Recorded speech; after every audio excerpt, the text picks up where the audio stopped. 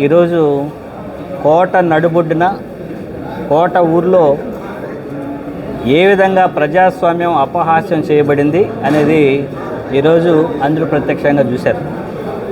కోట ప్రజలు వైఎస్ఆర్ కాంగ్రెస్ పార్టీకి పట్టం కట్టడం జరిగింది.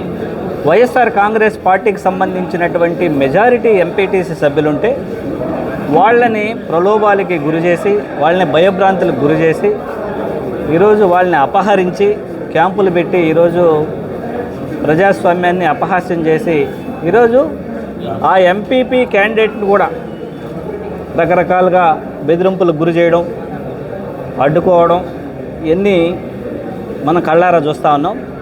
సో ఇది చంద్రబాబు నాయుడు గారి యొక్క రాజకీయ నైజానికి ఇదొక మచ్చుతొనగా ఈరోజు మనం చూస్తూ ఉన్నాం.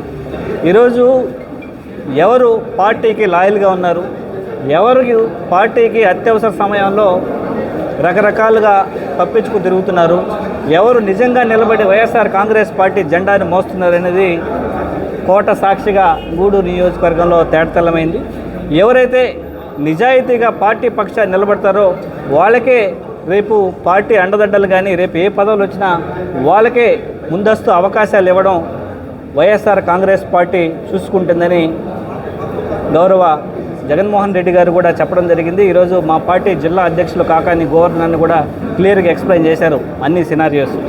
సో ఇలాంటి నీచ రాజకీయాలకి మంగళం పాడే విధంగా గూడూరు నియోజకవర్గ ప్రజలు ఆలోచించాలని, వైఎస్ఆర్ కాంగ్రెస్ పార్టీ హయాంలో ఎన్ని అభివృద్ధి కార్యక్రమాలు, ఎన్ని సంక్షేమ కార్యక్రమాలు ప్రజల పక్షాన నిలబడినటువంటి వైఎస్ జగన్మోహన్ రెడ్డి గారికి మద్దతు ఇచ్చే విధంగా రేపు ఎలక్షన్లో ఖచ్చితంగా మళ్ళీ గూడూరు నియోజకవర్గ ప్రజలు నిలబడతారని మనస్ఫూర్తిగా కాంక్షిస్తూ ఇలాంటి వెన్నుపోటు రాజకీయాలకి, ఇలా డ్రామా రాజకీయాలకి తెరదించే విధంగా, కనువిప్పి కలిగే విధంగా ప్రజలు తీర్పు ఉండాలని మనస్ఫూర్తిగా కోరుకుంటున్నాను.